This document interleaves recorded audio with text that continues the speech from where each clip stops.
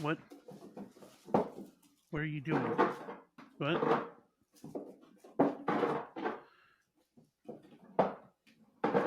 Elias? Elias?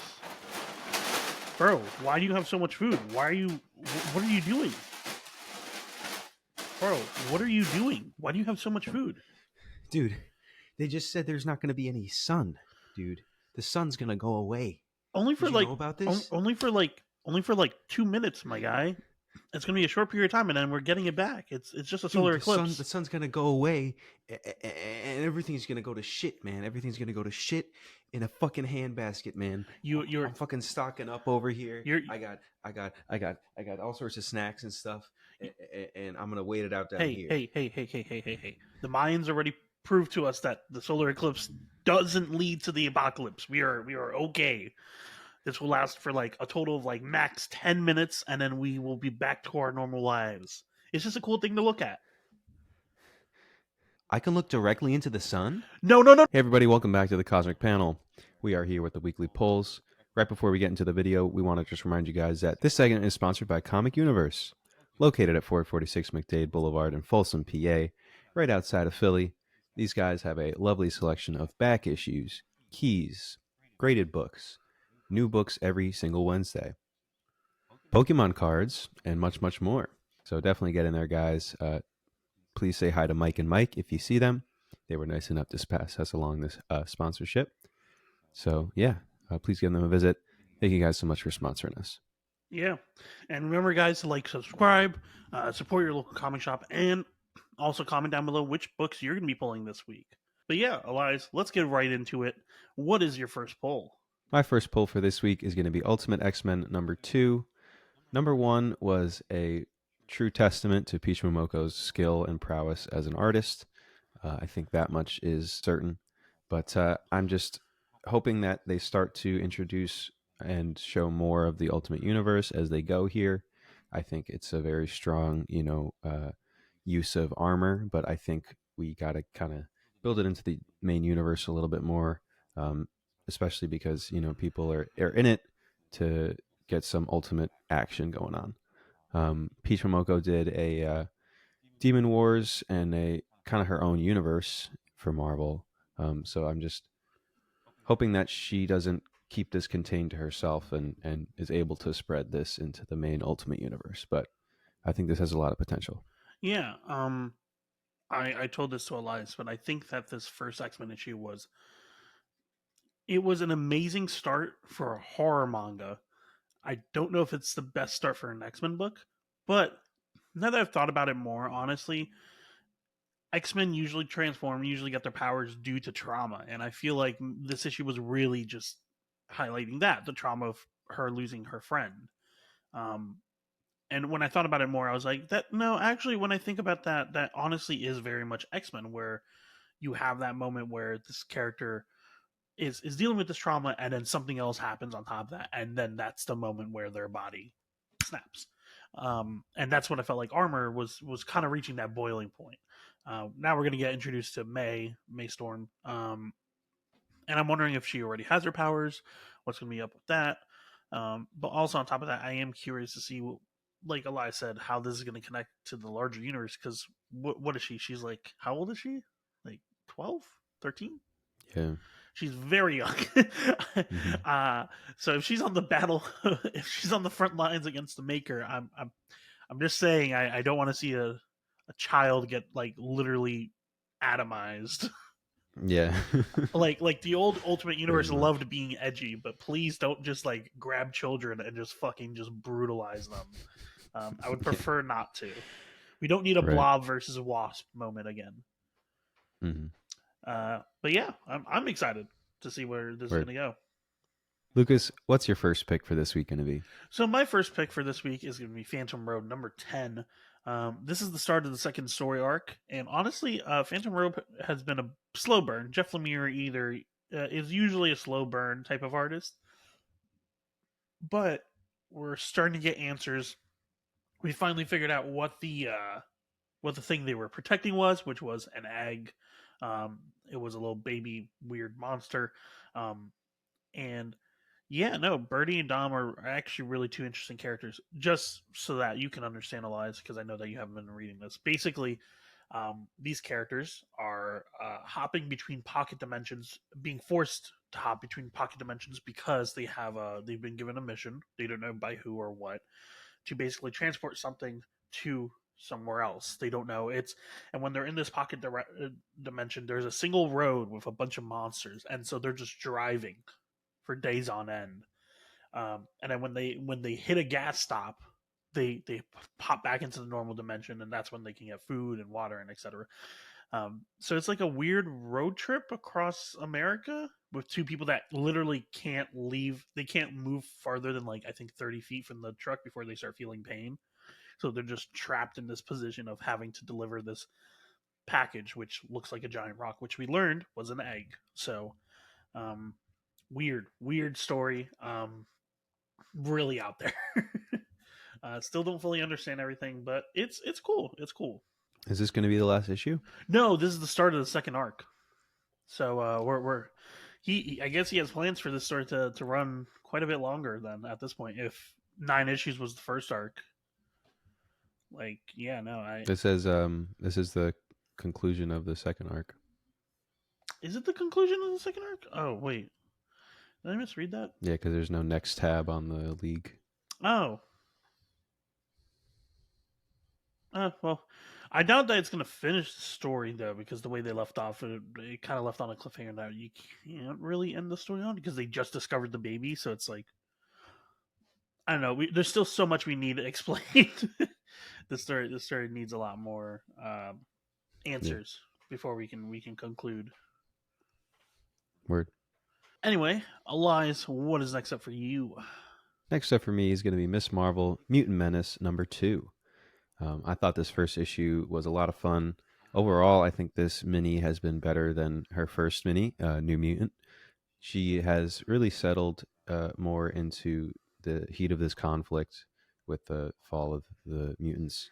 And I feel like the voice for all the characters inside issue 1 were very spot on.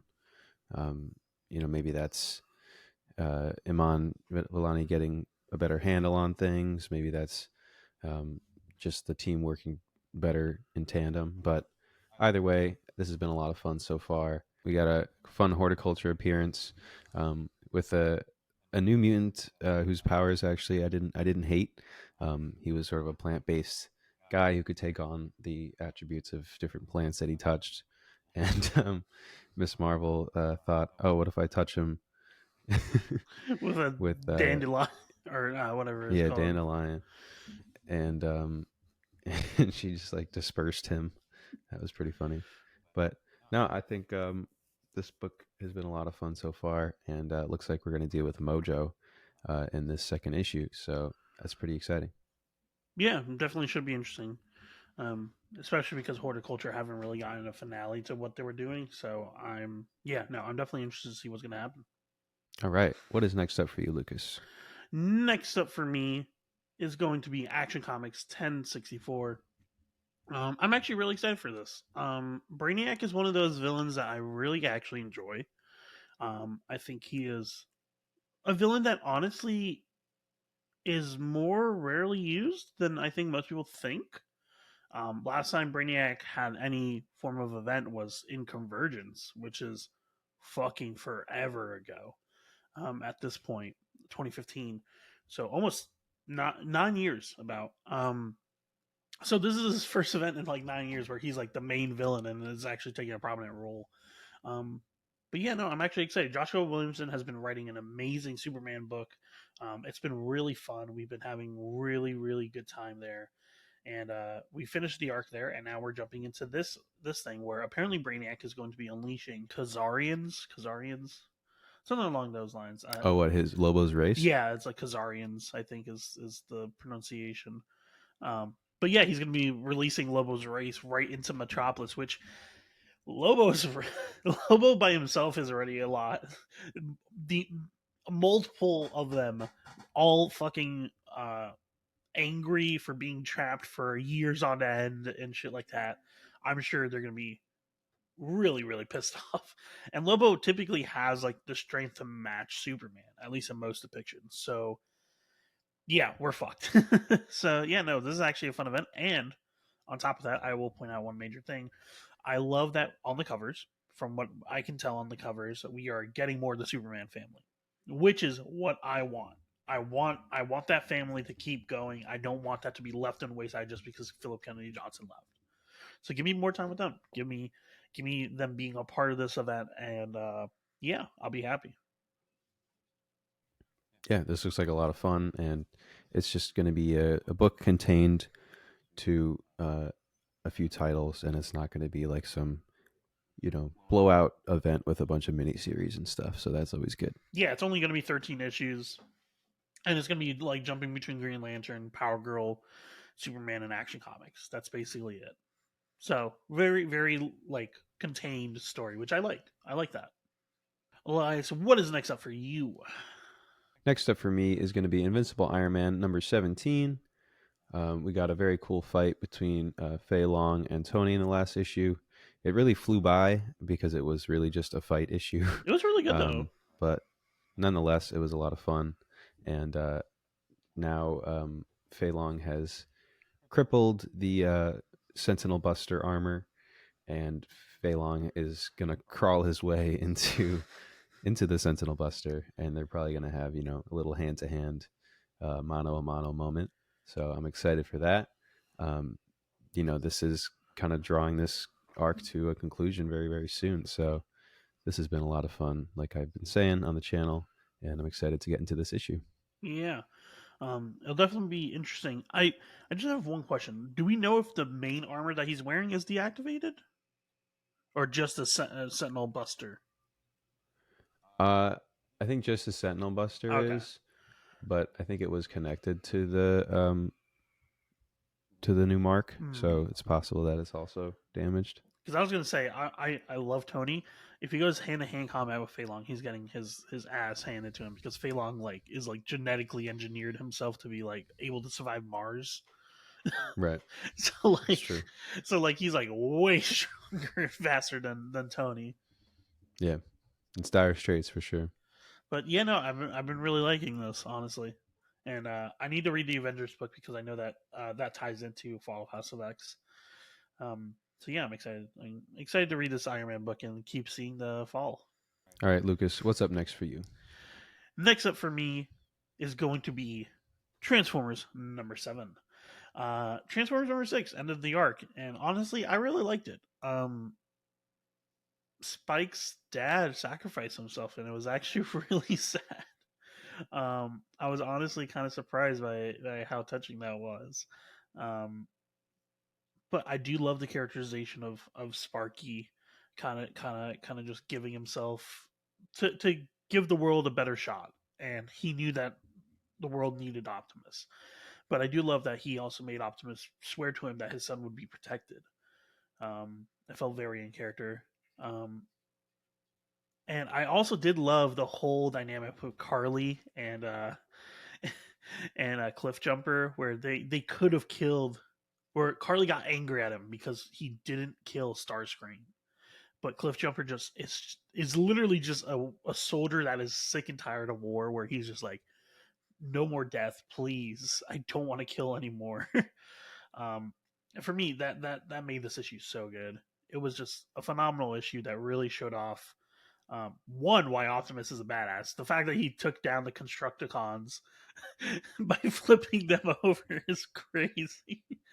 But yeah, no, The 2-page spreads in this issue are fantastic, and the art was just amazing. I love the sound effects that DWJ does, where it was like he put one of the sound effects is literally, you know what song this is. It was right when Optimus Prime was rolling out, and I was like, oh well, Transformers theme song. That's what he means. But yeah, so this issue is going to be fun. It's going to be the start of the new arc. Jorge Corona is going to be taking over, but honestly, I have faith in him. From what I've seen, his art looks really good. Is going to stick very similar to the style of DWJ, and this is going to be Starscream versus Soundwave. So I'm actually really hyped. Soundwave is one of my favorite, more obscure Decepticons, I would say. I don't know if he's really obscure, but still, love him and his little cassette tape. Yeah, very solid issue. Nice wrap up to the arc, but still a lot of I feel like questions to be answered coming going forward. Oh yeah, definitely. Anyway, Elias, what is next up for you? Next up for me is going to be Green Lantern number 10. Issue 9 was very, very strong, giving us some unexpected but very needed answers to why the spectrum is moving all around the charts right now, why Hal has been able to manifest this ring, and now he has a real ring. So, really cool issue finding Hal in a hidden underground subterranean like deep pits of the earth Yeah, um, sanctuary for the Green Lanterns. So it was a very cool issue. Obviously a lot of needed answers, and now Hal is able to leave Earth's orbit. So he's obviously got a lot of business um, with uh, the United Planets, and I'm excited to see him get into that and avenge Kilowog. So yeah. very excited.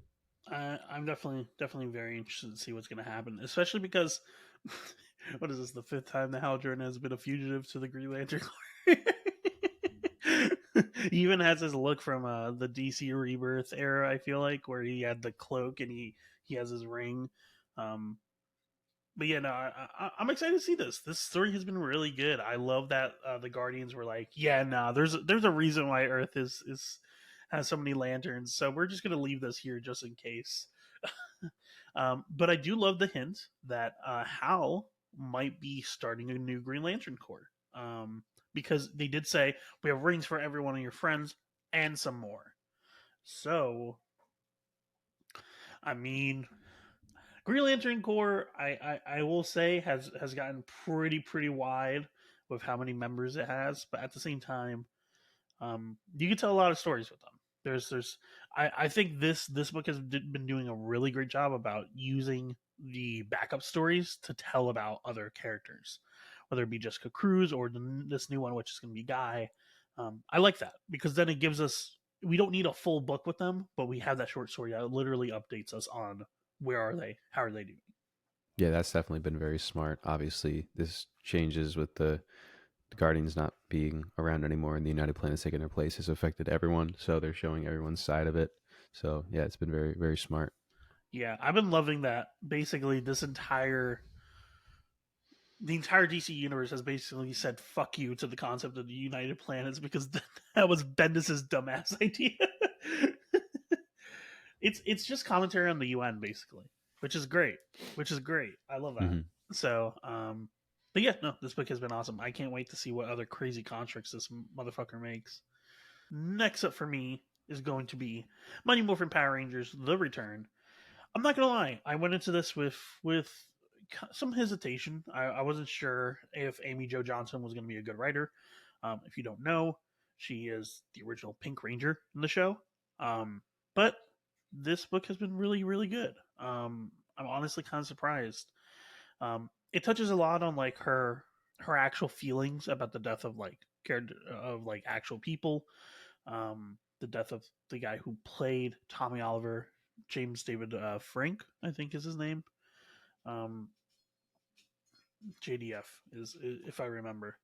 Um, but yeah, no, it's this book has been really good. It's been a great legacy story to the Power Rangers, uh, original Power Rangers season, and basically we got revealed that there is a daughter of Repulsa and Lord Zed, and she's coming after all the Power Rangers, and so uh, she went up to Kimberly, and when Kimberly went to transform it, she did the one thing that you're not allowed to, which is drop kick someone during their morphing sequence to kick them out of it, which is so fucking good. Oh man, that was so funny to me. She was like, "Tear it down," and then literally got drop kicked. So I love that. That was just so funny to me. But little did we know that Tommy Oliver and Kimberly had a kid. Tommy died. We learned that Tommy died during the final battle against Rita Repulsa and Lord Zed. and so he left Kimberly with a child, and Kimberly has been living on the down low basically. So yeah, no, I'm really excited to see what's going to happen because we have the Red Ranger dead, we have the Green Ranger dead, but now we have someone who's probably going to take up the Pink Ranger mantle. So I expect Kimberly to die very shortly. But yeah, it's exciting. Cool. Sounds very solid. Yeah, I'm honestly surprised. I went into this with really, really, really tempered expectations, just because yeah, there's another writer, but like Amy Jo Johnson hasn't. She's been part of the Power Rangers franchise, but she's never been a huge creative role in it, and like writing or anything like that. And I don't know what else she has worked on outside of Power Rangers, to be honest. Um, so yeah, no, it's interesting. Nice. Elias, what is your next pick? My top pick for this week is going to be Resurrection of Magneto #4. The I mean, master. what else can I say? The, What else can I say about this amazing series? I don't know, man. Uh, I got chills when Magneto stepped out of that portal back into the land of the living. That was such a sick moment. Um, he's not here to fuck around. He's gonna fuck shit up. He's gonna be showing up in Iron Man. He's gonna be showing up in the Fall and Rise stuff. Um, this is just super exciting. Issue 3 was yet another great self reflection of both Storm and Magneto, showing the many powerful beings that have plagued them their whole lives, and for Magneto, it was himself, the past version of himself. So once again, amazing dialogue by Mr. Ewing. Once again, fantastic art by Luciano. So yeah, man. I mean, this is the final issue. So this has been a fantastic ride, been well paced, and I'm excited to see how this is going to wrap up and bring him into the main stuff. I expect this to be the straw that breaks the camel's back. I think this is going to be the issue that brings him back to being a classic villain, but for very good reason. I think he's going to see the horror that Orcus has left and just fucking lose it. Um, but yeah, I did love his conversation with his older self, where it was like nonstop. It was just like it was just cliche dialogue after cliche dialogue, and he was like, basically the entire time, Magneto was like, "Did I really sound like that?" But no, this story has been great. Al Ewing, don't cook in the kitchen. Live in the kitchen, please. Just keep living there. Tent out there for all I care. Just keep doing what you're doing. I'm hoping that Al gets to do some more stuff. I've been avoiding all the X-Men news because I haven't I heard hate when they anything. announce stuff before the current thing is over. It just sort of doesn't let it finish for me. You know what I mean? But I hope Al gets to write some X stories in the future, especially with Storm. That would be great. So, all right, Lucas, what is your top pick for this week? Bro, do I even need to say anything, man? Do I even need to say anything? Because like Comment fantastic, below what you think Lucas's top pick is going to be. bro, Fantastic Four, man. I, I'm gonna say it. This is Marvel's world's finest. I'm gonna just say it straight up. Doesn't have a single miss. This this Bam, this series doesn't have a mic drop. single bad issue. No bad Facts. issues. Literally, Spit. literally the the weakest issues are still some of the best characterization that the Fantastic Four have gotten in fucking years. And the fact that this book about scientists actually uses science is crazy. I love the fact that they keep on actually bringing science concepts and shit. It's so cool. But last issue fixed so much of Dan Slott's run in a single fucking. This book has just been fixing everything I didn't like from the last Fantastic Four run.